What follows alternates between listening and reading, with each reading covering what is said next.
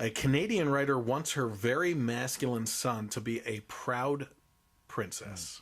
So she's forcing him into ballet. So Canadian columnist and proud feminist Leah McLaren, speaking of her 3-year-old son, she said, "The other day I was sitting in a park." Now I want to throw up a little warning here because this is a very traumatic experience. So I want you guys to be aware in case you have children around. She said, "The other day I was sitting in a park with James, 3, who's 3 years old, when I picked a dandelion and handed it to him as a present." This is where it gets pretty intense. She said, "No way, Mommy," pushing away my gift. "Flowers are pretty and I'm a boy." And I thought, that's it. I'm signing him up for ballet. So, she said, you might think this is no big deal, that my son is just behaving naturally, but I'm automatically wary of notions of biological determinism. When he hands me back a flower because pretty things are for girls, I think, what's next? Kindness, decency, dancing? So she said, as much as I dislike the idea of anything being categorized as inherently feminine or masculine, it's hard to explain post-structuralist gender theory to a 3-year-old. Yeah, because you shouldn't be. So she said, if I want my son to love and respect women, I'm going to have to teach him to embrace and ideally appreciate girlish things. That's why I'm weaving him a dandelion crown and signing him up for ballet. I'm going to turn the little alphabet belcher into a proud princess, whether he likes it or not. So that's where we can start dissecting things, because here we are. We just got done last week ripping into Bill Nye for his absolutely ridiculous ice cream cartoon ripping apart Christians for conversion therapy, right? And here she is. I'm going to turn him into a proud princess, whether he likes it or not. Yeah. So this is forcing a child to do things that he doesn't want to do, which I would directly compare with conversion therapy, which I'm not for, and I explained that in the last podcast. When the participant is unwilling, those types of things aren't going to work. And as a matter of fact, we'll get to that later. But go ahead. What I think opened the door for this, and just opened the door for this is right away when we start, allowing ourselves to believe that a child who's 3 years old, is already self-identifying as its opposite gender, right? Mm-hmm. Whether or not that's the case, look, I don't know genetics beyond what the original Bill Nye the Science Guy said. So that's well, yeah. Which one do you want to listen to? Bill Nye the Science Guy, right, or Bill Nye Saves the World? Because those are two different theories. Correct. The original. That really is about the extent of my knowledge of genetics. So what happens after puberty and things like that, I don't know. But a 3-year-old, they're being molded, and the idea that we've accepted as a society anyway, this idea that a 3-year-old can identify as a woman, opened the door, for this kind of thing. And I think... Can I disagree before you finish that thought? Sure. Because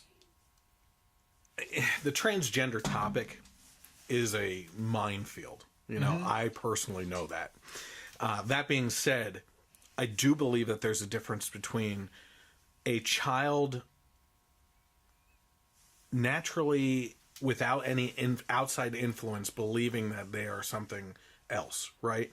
As opposed to, in this case, a mother saying, okay, this kid is saying that he's showing very masculine signs. I'm going to force him into ballet to feminize him. I don't disagree.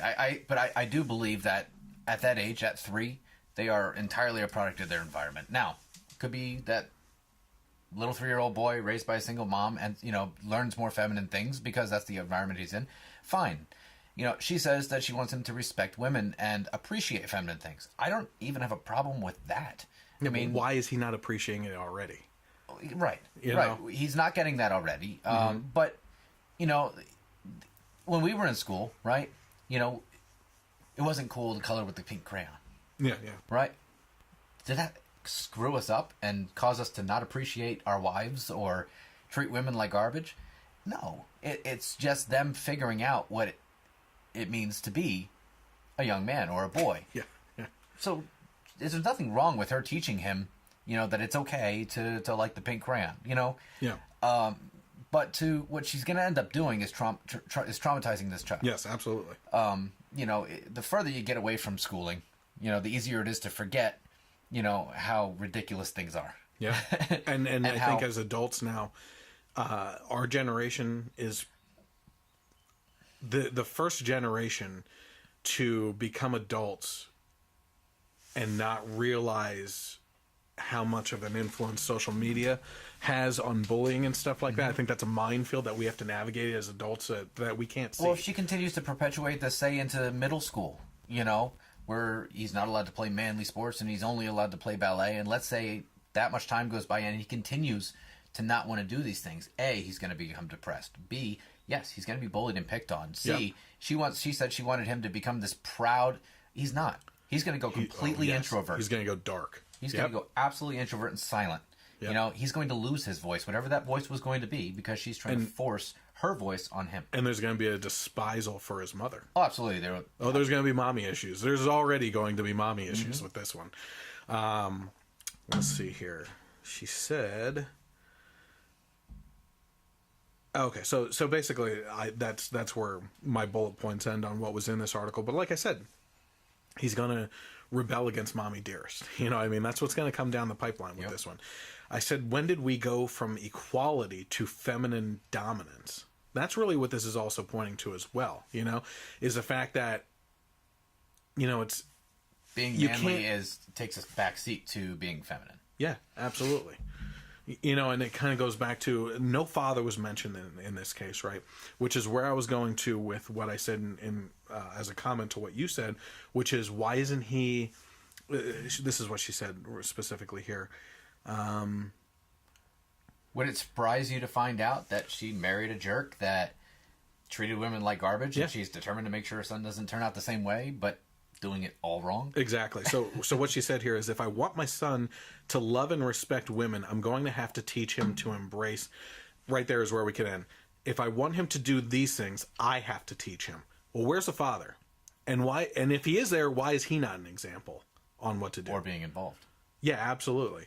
My job as a father, and your job as a father, is if you have sons, you teach them how to respect women and how to properly take care of them and everything. If you're the father of a daughter and you have 3 daughters, you teach them not to allow themselves, and you somehow still have hair. It comes down to, this is what you look for in a guy. This is how a guy should treat you. And by the way, when he comes over, I'm cleaning my guns.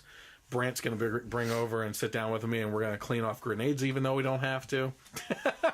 So, these are certainly things that she should be that someone should be teaching him. There's a lot of angles to these 2 stories that we just talked about in regards to gender influence, cultural influence, parental influence, and agendas being driven into these types of things, right? The agenda with the Girl Scout thing is clearly something higher than what's being told through all these articles. It's that the agenda there, I'm just going to throw it out there, they're trying to take down the Boy Scouts organization. Oh, yeah. That's what it is, yeah. Okay? It's not to change what the Girl Scouts are doing to reflect more survival techniques and stuff like the Boy Scouts, or find other organizations locally that she can join, or even if she wanted the option to be a boy, to go that route. And in this case, the agenda here is she doesn't like the basic American symbolic male masculine figure. She wants a more feminine. It's the feminizing of men, which is what Rush Limbaugh refers to all the time.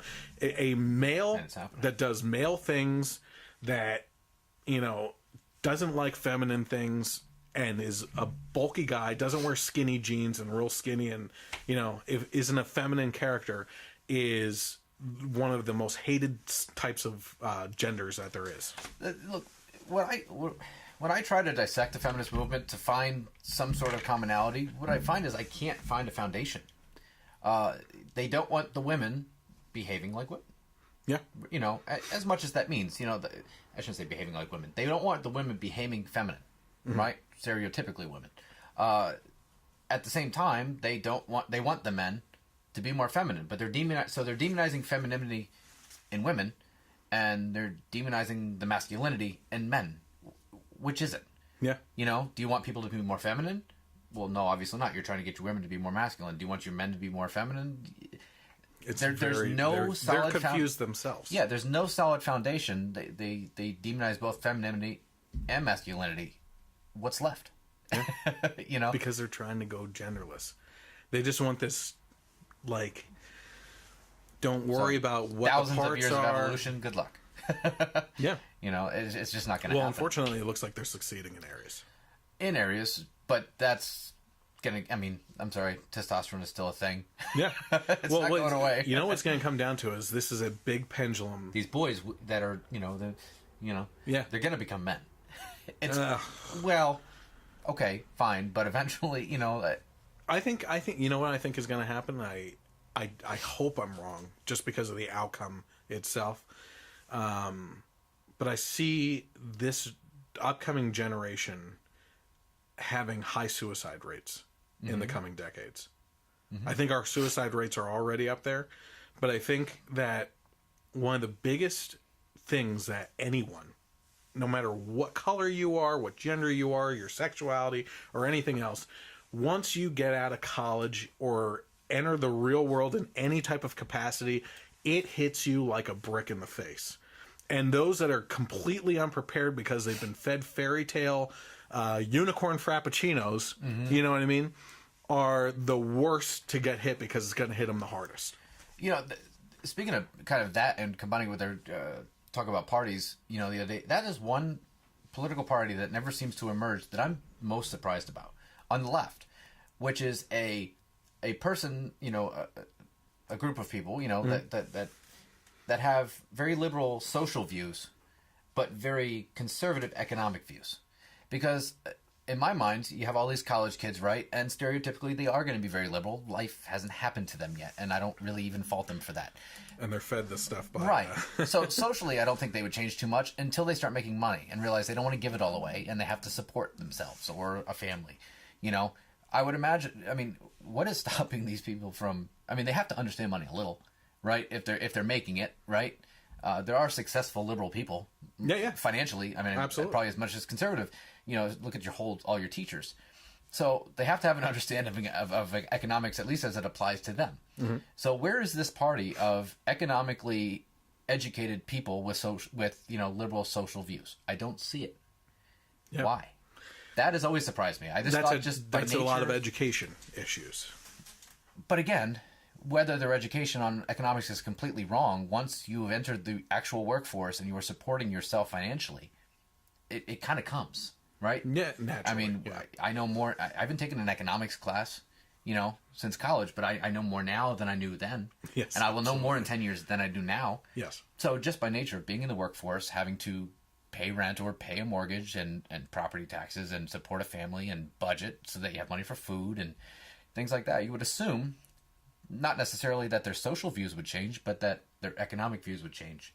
Yeah, I would call it like compounding life decisions. Right. So where are shape your future. So where are your capitalism supporting liberal thinking socialist party? Where is that?